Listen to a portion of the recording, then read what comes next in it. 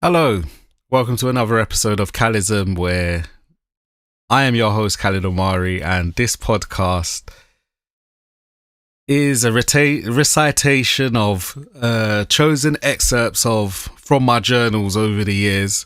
If you would like to download and read the full compendium of my journals, go to www.whereisko.com. If you head to the shop, you'll see I've got Dear Reader, Cogitation Part 2.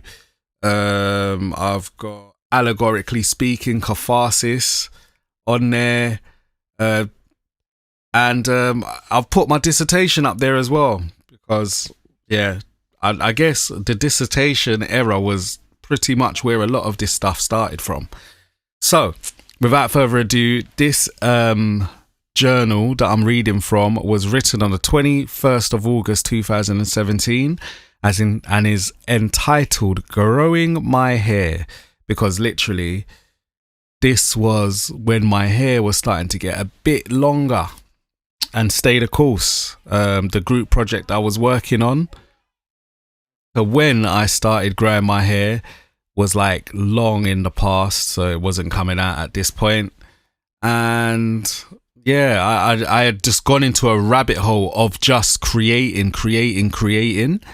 And so another project of mine that follows a similar trajectory to like growing my hair and some of the Dear Reader stuff is 0800 Yo Fam. So if you listen to that album that was released in 2019, a lot of the tracks were produced from maybe 2015 to when it was released, or even going back as far as maybe 2012 or 2013 actually.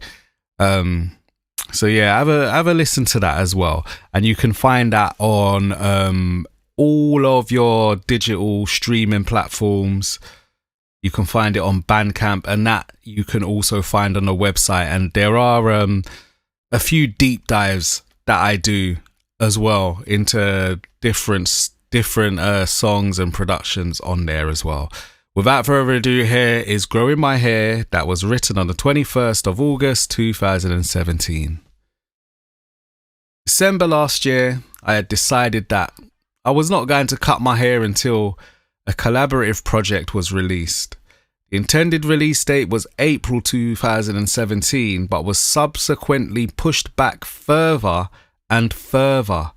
During the course of that time, I stayed true to my word. I haven't cut it. There's been times where I've cut my beard shorter, but that's about it.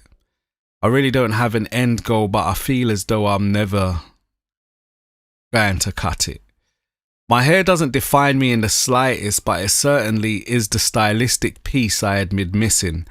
It goes with everything: my choice of attire, my character, my frames, but more importantly, it has come to be my defiant act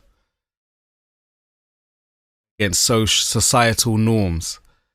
When diving a little deeper beyond the act, I don't totally reject nor dispel the norms. As I go to the barbers every few weeks to neaten my hair, I style it to look like an organised mess, and I actually care about how it looks. The defining factor as to why it is rebellious on a personal level is because I do it on my own terms. I choose how I look. I don't take into account the perception of others when getting dressed, styling my hair or buying things. My style has become one with my identity. Free-flowing in form and spontaneous, functional and effortless. But look a little closer through the air of disorganization and you begin to see the order of things. These days I can't even remember the last time I went to the barbers. Rewind a few years and I was wasting money and time by being in the chair every week. I average £5 to £10 a month on £5 neaten ups.